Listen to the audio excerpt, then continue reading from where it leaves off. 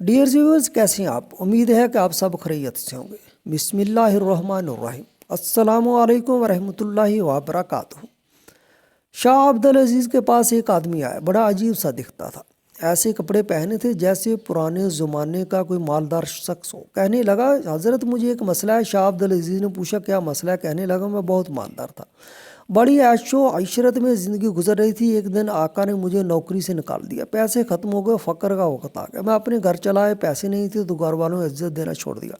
मेरे बच्चे मुझे मलामत करने लगे कि घर में बेकार पड़े रहते हो, कोई काम किया करो। मैं घर वालों पर बोझ बन गया। एक दिन गुस्से में घर से निकला, एक घोड़ा था और कुछ कपड़े लिए जाने लगा तो घर वाले रोने लगे, आप किधर जा रहे हो? लेकिन मैं ना रुका और सफ़र करने लगा।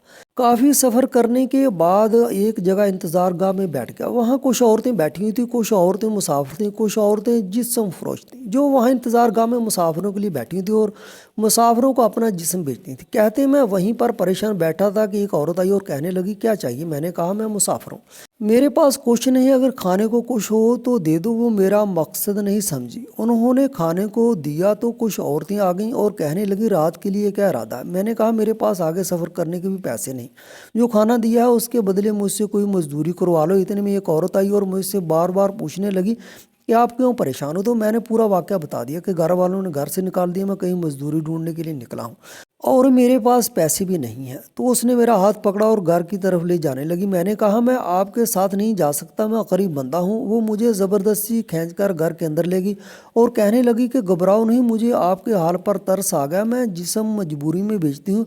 वो मुझे कमरे में ले गई और एक थैली निकाली, उसमें 10 दिनार थे। वो मुझे दिए और कहने लगी, ये पैसे मैंने जिस्म बेच कर नहीं कमाए, मैंने मजदूरी करके कमाए हैं। ये पैसे मैंने अपने कफन दफन के लिए रखे थे कि मैं सारी उम्र जिस्म फरोशी करके पैसे कमाए, लेकिन अपना कफन हराम के पैसे से नहीं लूँगी, इसलिए मैंने मजदूरी करके कमाए हैं। ये पैसे आप ले लो, अगर आपके पास हुए तो दे देना, अगर ना हुए तो सारी ज़िंदगी गुनाहों में गुजरी है, अगर हराम के पैसों के कफन में दफन हुई तो कोई बात नहीं। 10 दिनार लेकर मैं वहाँ से चल दिया। एक जगह एक मालदार आदमी देखो, मैं उसके पास गया और कहा कि हज़रत, मुसाफिर और गरीब आदमी को मजदूरी चाहिए। वो कहने लगा, कौन सा काम कर सकते हो? मैंने कहा, हर काम कर सकता हूँ, फ़क्र फाका और परेशानियों का मारा हुआ हूँ, एक औरत से 10 दिनार कर्ज लेकर आया हूँ, जो भी काम बोलोगे करूँगा। उन्होंने मुझे अपने साथ मजदूरी पर रख लिया। अल्लाह ने मुझे फ़हम और समझ ज़्यादा अता की थी, मैं उसका ख़ास आदमी बन गया। उसके पास जो भी आता वो मुझे देता। एक ज़माना गुजर गया, मुझे घर से एक ख़त मसूल हुआ कि बच्चों की शादी के लिए पैसे भेज दो। मैंने ख़त साथ लिया और कुछ हाथी और ऊँट साथ लेकर निकला। 8,000 दिनार मेरे पास थी। उस वक्त 8,000 दिनार आज के मुताबिक करोड़ों बनते हैं। 8,000 दिनार एक थैली में लेकर चल पड़ा। जब उसी